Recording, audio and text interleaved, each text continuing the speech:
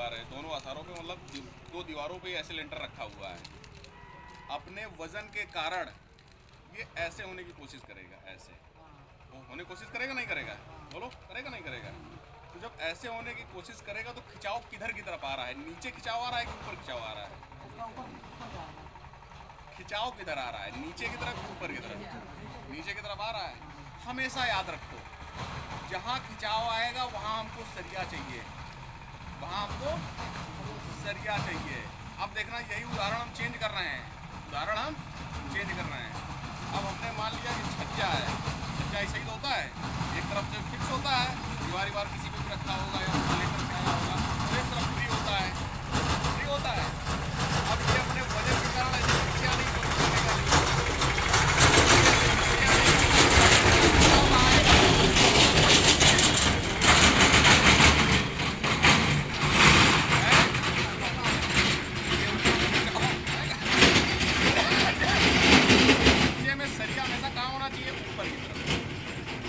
तभी आप लोगों ने देखा भी होगा कि जो क्रैंक वाला जाल होता है उसमें क्या होता है कि सरिया आती है और आसार के पास आकर के वो ऊपर कर देता है। करता है, नहीं करता है? ये लेकिन अभी तक किसी को ये नहीं पता था कि क्यों करता है। अब पता आप लोगों को चल गया कि क्यों करता है, क्योंकि छज्जे में आसार पे खिंचाव आता है ऊपर की तरफ, इसलिए हमको सरिया चाहिए ऊपर की तरफ। सारे सरिया ऊपर कर सकते हो, वरना एक सरिया बिल्कुल सीधे चला जाता है नीचे, दूसरा सरिया आता है वो आसार पे आकर ऊपर आ जाता है, क्रैंक मार के ऊपर कर देते हैं, फिर एक सीधा चला जाता है, फिर एक ऊपर कर देते हैं। करते हैं, नहीं करते हैं? बोलो। तो ये इसीलिए करते हैं कि खिंचाव ऊपर की तरफ आता है। और एक चीज़ बता दें, आज तक आपने कभी जिंदगी में ऐसा नहीं देखा होगा क्रैंक वाले जाल में कि छत के बीच में सरिया ऊपर हो। हमेशा आसार पे जाकर के वो क्रैंक मारता है, मारता है, नहीं मारता है? हमेशा आसार पे जाके क्रैंक मारता है, क्योंकि जब ये ऐसे मुड़ता है तो बीच वाला जो हिस्सा होता है वहीं पर खिंचाव आता है, तनाव आता है। तो जहाँ तनाव आएगा वहाँ हमको सरिया चाहिए ही चाहिए, क्योंकि जो तनाव है वो सरिया लेता है और दबाव है जो वो हमारा कंक्रीट लेता है। आप समझ गए? अब जैसे मान लो कॉलम है, कॉलम पिलर होता है, कॉलम समझ रहे हो ना? नहीं समझ रहे हो? कॉलम और पिलर, खंबा जिसको बोलते हैं। तो अब कह दो, अगर पूरी बिल्डिंग का वजन तो खंभों पे ही होता है, होता है, नहीं होता है? हाँ, तो खंबा एक तरीके पैर समझ लो, मकान के पैर ही तो हुए। तो अब जो पूरी बिल्डिंग का जो है, पूरे छत का जो वजन आ रहा है वो खंभों पे आ रहा है। तो जो कंक्रीट है उसकी, जो हमारा माल है, वो दबाव ले रहा है। फिर कहते उस पर सरिया क्यों डालते हैं? उस पर तो कोई तनाव आ ही नहीं रहा है, कॉलम पे तनाव आ ही तो नहीं रहा है। वो इसलिए डालते हैं कि क्या पता कि दबाव इतना ज़्यादा हो जाए कि जो कॉलम है वो उसका वजन ना ले पाए, वो एकदम से चिड़क के टूट जाए, या जब ज़्यादा वजन होती है तो एकदम से जब ऐसे दबता है तो बीच से फट जाता है। अगर आप लोगों ने, ऐसा नॉर्मल मकानों में नहीं होता है, पुल उल में सब चीज़ें ज़्यादा होती हैं, क्योंकि पुल में हैवी बहुत ज़्यादा बड़े बड़े स्ट्रक्चर होते हैं, मकानों में बहुत कम होता है। ठीक है, तो इसलिए क्या बोलते हैं, उसमें सरिया डाली जाती है कि इधर उधर ना भागे। अब सरिया अगर तुम ही मानो, अगर सरिया ऐसे पड़ी हुई है तो कॉलम क्या ऐसे मतलब बीच से क्या ऐसे टूटेगा?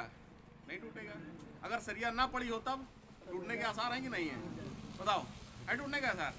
मान लो जैसे कॉलम है, उसमें सरिया पड़ी है, अगर सरिया ना पड़ी हो तो हो सकता है बीच से पट से टूट जाए, लेकिन सरिया पड़ी है तो बीच से नहीं टूटे। तो सरिया का ये काम होता है, इसलिए उस पर सरिया डालते हैं। आप समझ गए? ये हो गया, ये तो छज्जे का हो गया।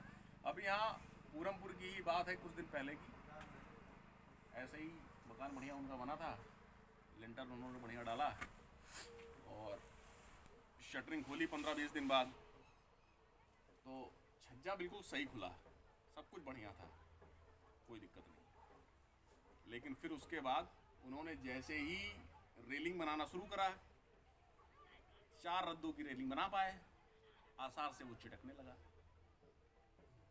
कमी क्या थी? सरिया उन्होंने ऊपर नहीं डाला था, ना ही कोई हाजमी बीम डाली थी। अब छज्जा डाल रहे हो तो हाजमी बीम तो आगे लाओगे, नहीं लाओगे? ना कोई हाजमी बीम डाली, ना कोई सरिया ऊपर डाला, और दोष किसका दे रहे थे कि सीमेंट में इतनी भी ताकत नहीं है कि 4 रद्दों का वजन ले ले। अरे हमने कहा 4 क्या, वो 1 का नहीं लेगा अगर तुम सरिया नहीं डालोगे तो।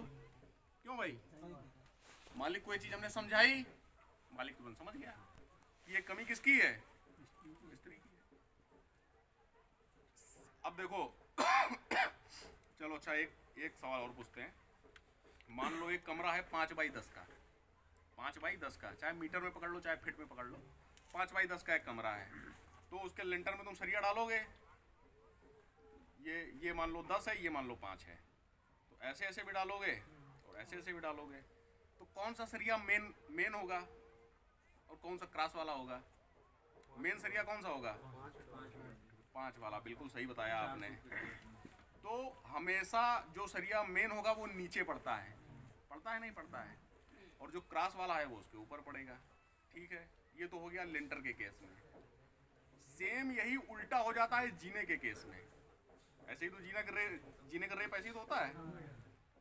अब मान लो जो लंबा वाला सरिया है वो तो उसके हिसाब से क्रॉस में होना चाहिए क्योंकि छोटा वाला मेन होता है, लेकिन यहाँ पर उल्टा हो जाता है, यहाँ लंबा वाला मेन हो जाता है और ये वाला क्रॉस में उल्टा हो जाता है। सेम यही दिक्कत यहाँ एक बार हो रही थी, मुझे याद है।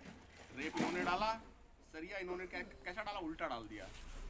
जैसे ही इसके नीचे की सपोर्टिंग हटाई गई तो बीच से ये ऐसे हो गया, झुक गया, मतलब बीच से दरार आ गई। अब उसे पूछा गया भैया कैसा सरिया डाला है, तो मिस्त्री साहब ने बताया कि हमने मतलब ऐसे वाला छोटा वाला हमने नीचे डाला है और वो वाला हमने ऊपर डाला। हमने कहा बस यही कमी है, तुम्हारी सरिया उल्टी पड़ी है। यही सरिया अगर तुमने नीचे डाला होता तो पूरा खिंचाव लेता कि नहीं लेता? बताओ, लेता खिंचाव कि नहीं लेता? लेकिन वही सरिया तुमने उल्टा डाल दिया, वही मामला गड़बड़ हो गया। तो होता क्या है कि सरिया का बहुत अहम रोल होता है, लेकिन बस वही है ना कि मिस्त्रियों को जानकारी नहीं होती है। जैसा काम करते चले आ रहे हैं वैसा करते रहते हैं। तो इसीलिए हम लोगों ने